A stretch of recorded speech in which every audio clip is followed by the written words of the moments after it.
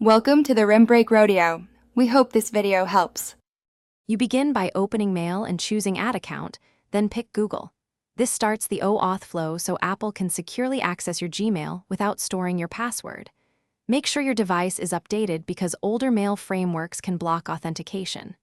Once done, the system will prompt for your Gmail address and password. Enter them and proceed through any two-step verification prompts. This first step authorizes Mail to fetch mail, calendar, and contacts if you grant the permissions requested. You now authenticate with Google. Sign in and complete two-step verification or paste an app password if you created one. This ensures security while letting Mail access your account.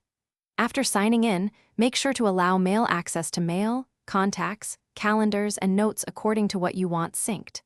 Once authorized, you'll see options to enable sync services. Choose only what you need to reduce sync traffic. Then confirm and wait as Mail downloads headers and messages into your inbox folders. You finish by verifying that emails, labels, and folders appear correctly in Mail. Refresh the app and send a test message to confirm outgoing mail works. If messages don't sync, make sure a map is enabled in Gmail web settings and that no security alerts blocked access. Sign out of conflicting sessions if needed. If you use two-step verification, create and use an app password or reauthorize via Google's prompt. Finally, remove and re-add the account only as a last resort to reset sync state. Thanks for watching. Consider subscribing if we helped you.